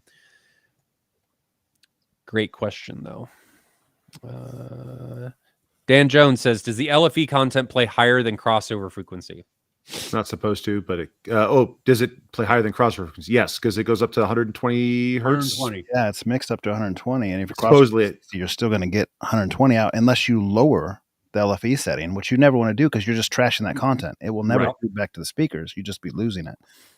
So unless you're set up to play LFE content into speakers, certain ones of them, if you do lower that crossover frequency, you can force higher frequency stuff into your main only if that exists. It's only boutique stuff. None of your like Branston and Yamaha, all that stuff. They won't do that. They'll just lose it. There's threads on AVS forum that discuss that, but maybe the boutique ones do. I don't know about that. But the other question that he had earlier, I was in the middle of reading the comment. He had asked about crossovers previously too, right? What was his other question? I thought we kind of skipped it pretty fast. We answered it. Is there special content specific goes to LFE channel, or is it just low end from surround channels in the crossover? Yes. You guys answered that there is specific content. Yes, it is definitely specific content, and you can hear that too. Like if you listen to Atmos music, well, the main reason I can tell my system, for example, is I have my near field speaker set up to not play content that is directed from mains to speakers or to subs, because I don't necessarily like having a near field playing during music. Mm-hmm. So I don't like it. Like I don't want the couch kind of shaking and doing the explosion-y stuff for kick drums and things like that. It's not me when I want to listen to music, but I want it on other content. And because the Lindorf processor does not let me have multiple configurations saved, you get one room with one speaker layout, and that's it. You can voice it on top of that, which is a really cool function, but you can't say like, here's my one setup for this, here's my other setup for this, here's a different speaker configuration for this. That's a really useful feature that, I was playing around with. I played around with on Storm and on Trinov, and Anthem lets you do 4, and Marantz lets you do 2, right? Jonathan, you get an A and B? You can have two speaker A preset A and speaker preset B. That's correct. Right. So if I'm stuck with one, I don't always want that near field on. So I trick the thing into thinking that it's not there by calling it a transducer, so it doesn't get included in my EQ. I almost got rid of Bob for this opinion. I mean, people have subjective opinions. That's fine, but I wouldn't. I love my near field for music, so it's interesting to have that alternative idea. I don't like it for music. I don't like. It's same thing with tactile. Like I don't want like tactile subs on for music when I'm going down there listening to music. It's just, I want it sometimes, but I don't want it all the time. And I don't have the ability to just turn it off. I mean, I can't fault you for your preference. It's wrong. If I had 2 or 3 or 4 or 6 different like presets I could do, I would definitely have one with it enabled. I just don't have the capability to do that with the processor I have right now. One thing you can do with that, Bob, is a mini DSP will have a remote and it'll have 4 presets on it. And you can have it set to where your near field or your whatever, however you want to do it, is arranged out of the 4 outputs. You can have different levels. So like on my remote, level 1 is how I would normally have it, and then it goes up from there, like 2, 3. Yeah, but with 2, the way 3, Room 4, Perfect works, it doesn't do a good job when you change things after it's already run. So it's kind of one of those things where you've got to run the system and then be done with it. So that's changing it outside of Room Perfect, right? Because you would run your Room Perfect, and then you're just setting a gain level after that point. You're changing a gain level after, right?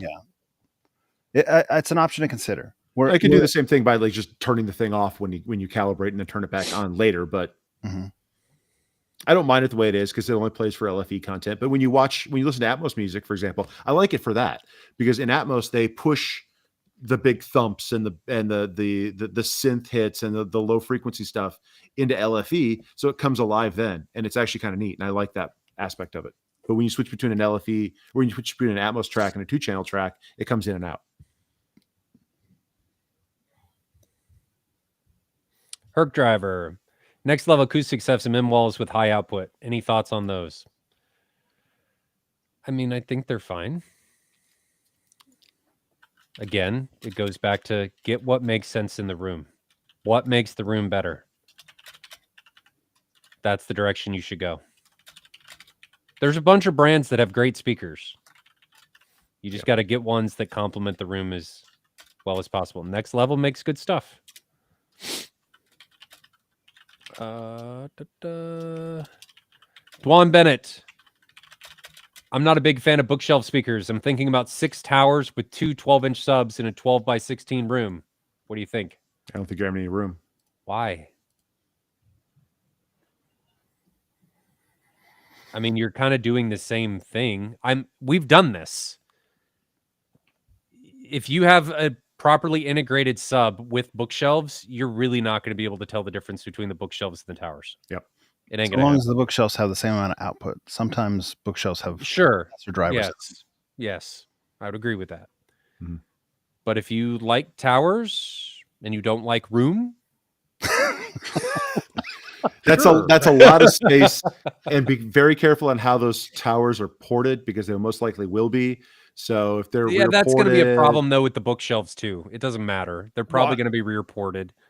but they're going to be crossing over different frequencies. So whether or not you're trying to use those, I guess on a tower might not be playing down to that port tune region anyway. So it could give you an advantage in crossover flexibility. It's just that's a lot of space to put in a 12 by 16 room. Yeah. That's It's a not gonna- lot of space. It's not going to hurt you. No.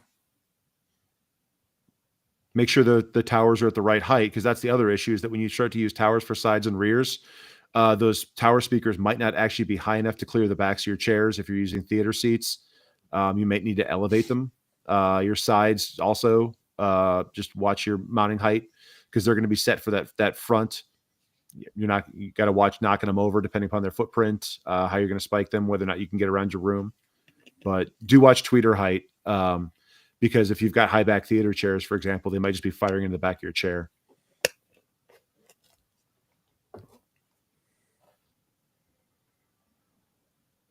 Anything else to add? I think you're fine either way, Dwan. It doesn't matter. Yeah. With a properly integrated subwoofer. Or for 2 12s isn't enough. I'm just kidding. That's not a very big room. You're probably fine. Yeah. All right. Chris Hooper, this is the last question I see unless another one comes in. Any suggestion for good brands of DIY speakers, drivers, tweeters for home theater? Have been looking at CSS and other suggestions. CSS. Is that an acronym I'm forgetting? Don't know. There's Do-It-Yourself Sound Group. You should check them out. AVS is going to be a wealth of knowledge for this. I'm going to put the Do-It-Yourself Sound Group thing in. Oh. Did they just go out of business? I typed it in Google, and the first thread is AVS forum saying they went out of business. who? Do-It-Yourself Sound Group? Oh, no. CSS is Creative Sound Solutions. Chat, did they go out of business?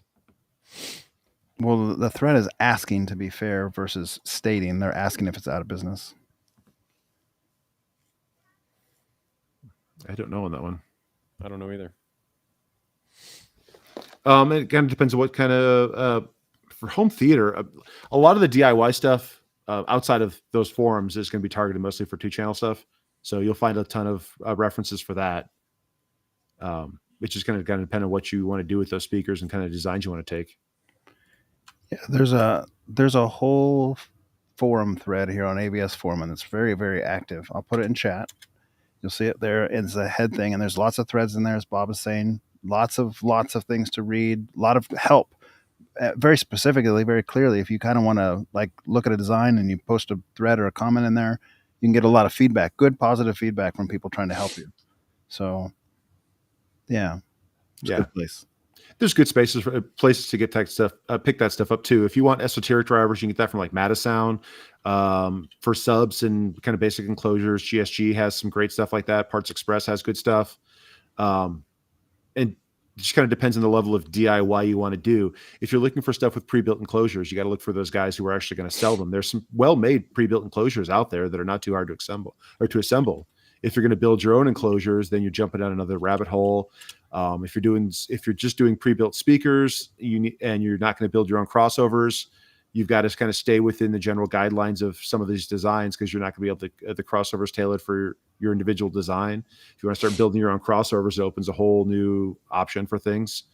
You can get some pretty decent pre-built crossovers these days. There's kits available for a ton of stuff. Just really depends on what you want to do with it. AVS forums. Mm-hmm. For a more theater focused side. Palindrome Guy asks, if you had JBL CBT as surround and Atmos as their design makes sense in a living room, what would be the best LCR if you have a TV that would match JBL CBTs? One on either side and run a Phantom channel or Phantom center. Yeah, the CBTs aren't really designed to be horizontal that we've talked about before. Yeah, but you even said you'd figure out a way to make it work. I'd try it. They're not designed. I wouldn't do that. Yeah. But if you want a big TV, throw one on either side and run Phantom. Yeah. That's probably what I would do if you wanted to match the LCR. Compromise. If you're sitting in the middle, you could put it above the TV or below the TV and come out okay, I'm quite confident in vertical orientation. You just have to figure out if you have the ceiling height, there's space for it. If you're going to sit in the middle, Phantom Center is a great option. Stefan Eli with a 220-inch 2.4:1 SI slate AT screen. Is the Epson QL3000 a good choice? Any other recommendations in the same price range? There is no other recommendation that's going to do what that QL3000 is going to do. What's that Barco? That Barco DLP you talked about from the show, what's its cost? $70. Oh, not even the same area. No, there's some really bright single chip DLPs in that same price range. There are, but they're not great. They're not going to have the contrast the QL3000 is going to have. The QL3000 is going to be a little bit better, and you're going to have to deal with Spark Rainbow. Not on the QL. Not on the QL, on the single chip DLPs. Single chip DLPs. Because the color wheel. Yeah. Well, you also get some good image processing on the QL3000 because it's, well, theoretically we haven't seen it yet, but it should have the same image processing as the QB1000. I mean, I've seen it. It looked good. Okay, I haven't seen it yet. Hopefully we'll see. But I haven't seen it compared necessarily to anything. So I think there's been some talk too of and I don't know how it compares to the QL because I've not seen them side by side, but like on projectorreviews.com, there's some talk about some of the Panasonic commercial. Yes. Yeah. LCD based that you could probably pick up used out of the corporate market. And I don't know how the prices would compare, but it'd be worth investigating because I think they have very favorable reviews on those Panasonics too. They also get very bright. They go up to 20, 30,000 lumens. Mm-hmm. I think it's some of those ones. I don't know about the 4K native ones though. I think those, I don't know if they have a 4K native used price. You might be paying through the nose for a new one. I don't even know the prices, but I hear through the grapevine that good things about those. No, they're very good. And I've seen them before. They're nice, but they've got some limitations. I looked at those. Their pricing is online with the Epson expensive stuff. So wow, I can't remember what the commercial version of what's the commercial version of the QL stuff? I don't know off my head either. I don't remember what their name is. The ones that just came out at the same time last year, but they've got that same QL's 3000, 7000 in their commercial side without all the image processing. They go up to 20 or 30,000 lumens. Mm-hmm. That's bright. Yeah. But you're not going to get anything at that brightness for that amount of money. Especially with the features that it has. I mean, you're over double what the JVC or Sony is going to be able to offer for that. I mean, you could. A follow-up question on that from this gentleman is just in the same vein. No. It's just not the same brightness. Nope. That won't work. It's less The than half. screen's too big. Well, it'll be half, but the JVC won't require probably quite as much light loss and calibration as the Yeah, it Epson. will. But I don't think the JVCs usually lose quite as much brightness in calibration as Epsons. I lost like 20%. Robbie, don't the Epsons usually use a little bit more than that? But I don't know. I haven't touched one of those things. It's the screen's too big. It's The screen's way too big for those for projectors. And those JVCs are going to be lucky to hit 3,000 lumens calibrated. You're way too big for that. Even though it's you a could slightly do it. positive. Like, guys, you could do it, and you'd probably be happy until you saw something else. You'd probably only be at like 50 nits or something, though, wouldn't you? It wouldn't be very. Yes, but that's my point. Is you would probably be happy because you're like, oh, this is great, but you don't have a comparative reference point. And then as soon as you saw something else, be like, well, crap. But everybody, I'll counter that a little bit because everybody has a comparative reference from the commercial movie theaters that are around 100 nits, right? Right. So, like, it's not like they haven't seen it before. They know what a movie theater looks like, and you really want your home theater to look better or brighter or like superior to the local commercial. Well, I think we're all there. Like, if your local home theater was half as bright as a commercial one, you'd be like, wah wah. So that you don't want that. Yeah. The other thing is if you're not coming off a laser projector already, I don't know how. I haven't seen the slate in person, but I've still got the Stewart Firehawk, which is kind of an equivalent screen. You get a lot more sparkle on some of those ALR screens because even though it's a quote 1.2 gain screen, it's actually a very high gain coating on a dark material to bring it back up to 1.2. So, I mean, it's probably somewhere between like a 0.4 and a 0.6 base screen with a bunch of gain tacked onto it. That's how all those gray ALR screens work. So the laser projectors do throw off a lot more sparkle on those than the bulb based ones, which you may or may not encounter with a screen that size because you're not going to want it being that bright. You want the brightness. You want the brightness. Yeah, you'll want it. So Ryan's worth reviewing here. He's got a 200-inch screen and an LS12000, and he's kind of fighting the same sort of thing. Like he knows what double brightness is because we stacked double stacked them, in his room, and it made a really big difference. And then so there it is, saying it's haunting him a little bit. Kind of like Ryan always says, once you see, it's hard to unsee. Go brighter. Don't second guess yourself. It's worth it. For a 240-inch screen, are you thinking more like the QL7000? I mean, you need as much brightness as you can get. That is an enormous screen. That is an enormous screen. So reach out to Ryan on the side and see what you can do. See, I'd almost want more brightness than the QL7000. You need as much brightness as you can get on a 160-inch screen. On that.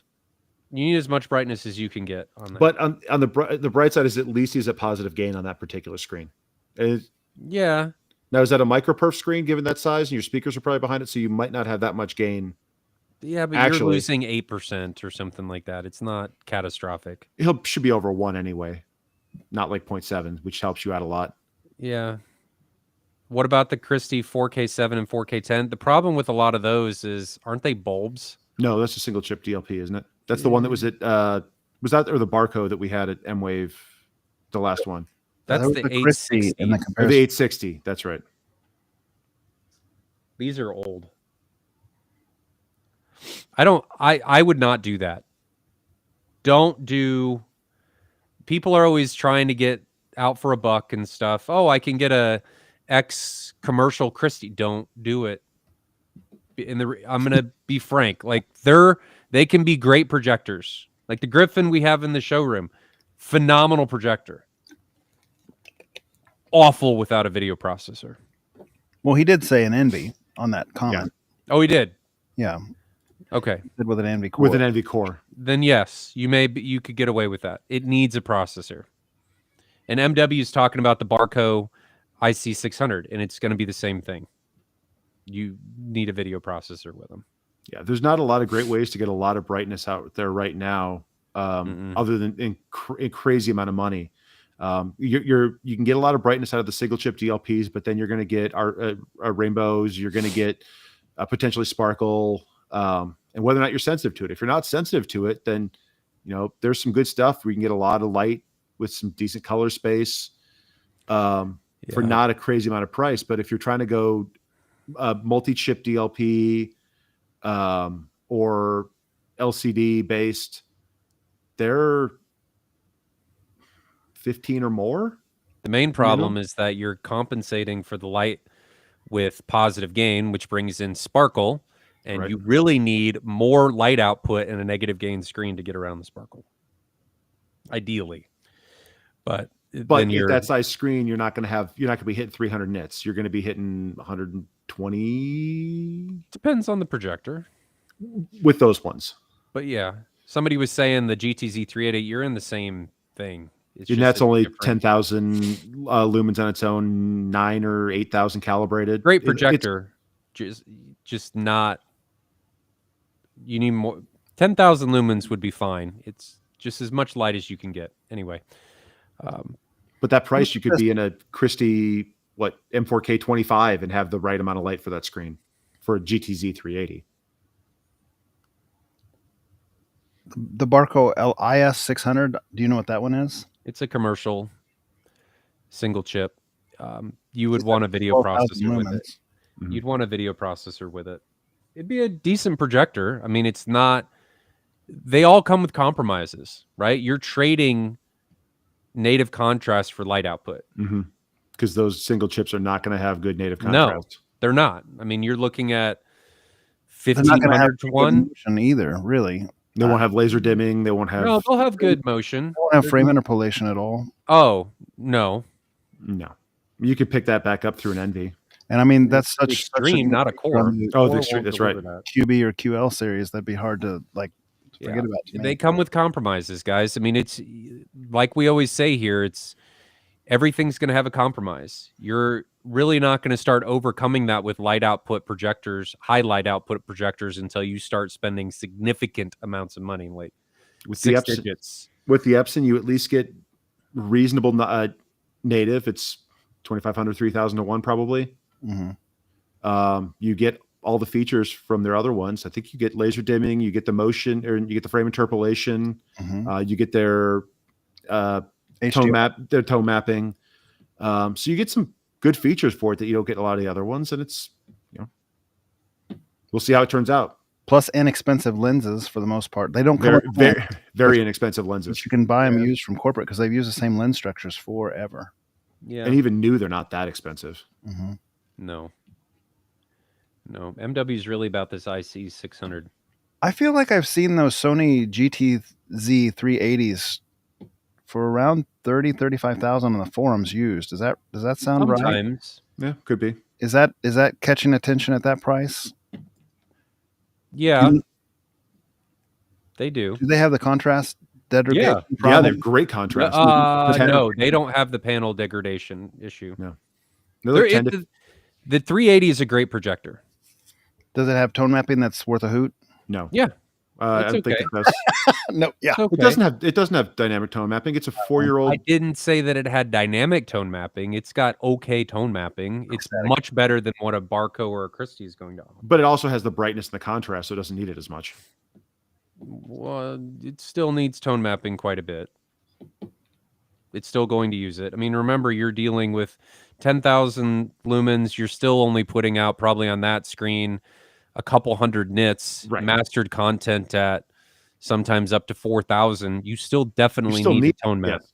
So it's a great projector. Still benefits from something like an Envy, but it's going to have much better native contrast than a single chip DLP will. It'll have much better contrast than even my Griffin. It's just a different animal. It doesn't have 35,000 lumens like the Griffin does. It's not a 3-chip DLP. It doesn't have the sharpness, doesn't have the motion. It's just different compromises, different animal. It has a cool hybrid light source on it, which is pretty neat. I mean, it's a cool projector. Yeah. Have they talked about an update for that yet? They're not doing it. They're not going to do it? Not right now. Oh, that's sad. No real need to. Well, other than an updated image processing board, the hardware on it's pretty solid. Yeah, because it doesn't do 4K 120. It's It HDMI. will if you feed it multiple DisplayPort connections. Oh, okay. Yep. Because does it have all the commercial inputs? Not all of them, but it has a good amount of them. Okay. Palindrome Guy says, Jonathan, have you used Phantom Center to see how it works? From what I've heard, the dispersion is so wide on those CBTs that it could work. Phantom Center doesn't work if you're not in the center seat with any set of speakers, if you're in a kind of a narrow room, but it does certainly have wider focused area than most speakers with these CBTs. I'll describe it like this. I've had some speakers in here over the years with just testing different things, and sometimes your focal point for the speaker is like this big, and if you move your head a little bit, then you lose that super sweet smoke focused image. On the CBT 70J1s, I can pretty much move from one side of the seat to the other without losing it, but you will start to lose it as you get into the side seats, of course. You'll lose that center image because you're closer to the other speaker. Now, that being said, when I had the Arndell 1723s in here, we had them set up on a pedestal, and my friend Tim was over. We were doing some listening for a few hours. He was in the center seat, and I was on the side seat, and all I heard was the one that was closest to me. Like, that's it. And then we switched back to the CBTs, and I was still sitting in that seat, and all of a sudden, I did get some semblance of like a broader soundstage than just a single speaker. So it does help to have that real wide dispersion. Like, it does make a difference, but it's not going to be this. It's not going to be the equivalent of a center channel. Like, it just never will be. It just depends on if you care about other seats than your own. Mm-hmm. Compromise. Yep. Mm-hmm. Yeah, I talked about that in that video of my review of that speaker. Was like, I remember kind of like exclaiming to Tim, like, we just switched back the CBTs. I was like, holy crud, now I have a front wall of sound again instead of just a single speaker. Like, that's nice. But again, it was still loaded to the left a little bit, but I could hear the full wall again instead of just the single speaker. Oh, there's Tim right there. Yeah, that Tim guy. That Tim guy. Anything else? Saw one about another question in there about Paradigm. Where'd that go? He wants you to describe what the paradigms sound like. Use your adjectives, Bob. Ooh, adjectives. I mean, so they're crunchy. When I went and got those, that was really still well into my 2-channel days, before I'd even, I think, really heard anyone else's home theater. And I went to, they were just coming out, and I had almost bought a Martin Logan home theater. So it's almost strikingly weird how similar my tastes in speakers are compared to Ryan's, because I almost did have a very similar setup to what he had. No, I liked the sound of them. I kind of like some of the Paradigm stuff in the past. I drove to Fort Collins, Colorado to hear these speakers when they had just come out. Not that I drove to Colorado just to hear the speakers. I was going skiing, but so I took a detour from Denver up to Fort Collins to listen to them. I really like them a lot. I like the integration of the tweeter to the mid-range. I think it's very coherent there. It was not like the Bowers that I was listening to at the same point in time as another commercially available that you could just kind of pick up anywhere option. The tweeter on the Bowers never really integrated well with their mid-range, the diamond tweeter and that continuum cone. They've got a really well integrated soundstage. They're very detailed. I like them a lot. They are limited on output, and that's kind of that big issue there. They can be, bright's not really the right adjective for it, because everyone just throws bright as the they've got a lot of high-end output. They measure real similar to a lot of the other Paradigm speakers. So they kind of do that showroom shine where they tilt the treble up a little bit, which doesn't necessarily come across that way in room, especially if you don't tow them in. Aaron just did a review on the Founders Series bookshelves, Aaron's Audio Corner, and they measure kind of that same way on a lot of the other Paradigm speakers do. I love them a lot. I probably will try to find another room to put them in when I redo stuff, because I just don't really want to get rid of them. But for a home theater speaker, it's fine if you don't listen at loud volumes, just like everything else. They just don't have the output to do what. What model paradigms are they? So I've got the Persona 3 Fs up front. I have 2 of the Persona subs, and I've got the Elite in walls, in ceilings for everything else right now. So there's CI stuff, and Paradigm does a good job timber matching across their lines, which was the main reason that I bought them way back when I bought them before, you'd seen everything else everywhere. A lot of the other companies, their CI install ceilings and wall speakers don't sound anything like their tower speakers. So if you go to a shop where you can hear them, they're very different. But that also, it takes into account the install and where you're listening to them. So, just listening to them in a showroom doesn't mean that how they're going to sound in your home. But yeah, the Brillium mid-range and tweeter just integrate really, really well. And they run the same mid-range and tweeter from the bookshelf to the 9Fs. For a 2-channel speaker, they're great. Good question. Good answer. You guys good? Next week, we're going to talk about gaming. Theater gaming and A Gentlemanly Warfare. Yep. My daughter played Switch in the theater for the first time yesterday. Ooh. It's funny, her looking at Yoshi and it being the size of her. She rather enjoyed that. She thought that was fun. For about 30 minutes, then wanted to go upstairs and watch Blippi. That's right. I mean, the center is a different speaker. It's not the same as the other ones, but the other ones, the bookshelf, the 3, 5, 7, and 9 are all the same mid-range and tweeter. Did you guys have anyone over for your Super Bowl? For the Super Bowl? No. I didn't watch it. I cleaned the garage. I suffered in silence. We were going to have 3 families over, but 2 of them got sick and couldn't come. They were families from church, and the family that came over was the first time they'd come over. We had a pretty fun response because after we watched Super Bowl, it looked really good for what it's worth. The game was stinky, but the game looked really good. I watched it on Tubi, and really, really sharp SDR. It wasn't HDR, but SDR. Really bright, really punchy. And after the game was done, they were kind of lingering around, and my daughter said, "They want to hear a demo, Dad. Let them hear a demo." And it's like, "You guys want to hear a demo?" And they were like, "Yes, absolutely, of course." We thought you wouldn't ask.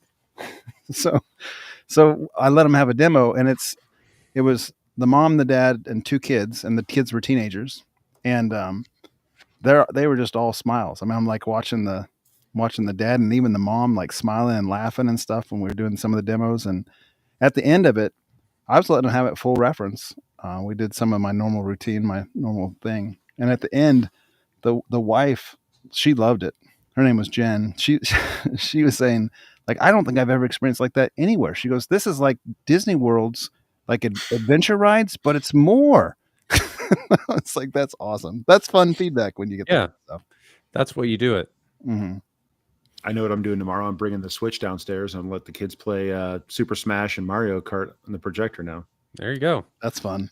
They've been playing a bunch upstairs because they got that parent-teacher conference stuff, and then the snow day on Wednesday, and then President's Day. So they're on like a 6-day weekend right now. Yep. Okay. We get Monday off. Yep. I do. Do you have it off, Bob? Mm-hmm. I don't have it off. Kids do. Well, kids do. Yeah. I don't get days off, but it's just you work when you need to work. Yep. So we've got Ungentlemanly Warfare and gaming is next Friday. That's it. Okay. Good stream. I thought it was going to be short and it ended up being 2 hours.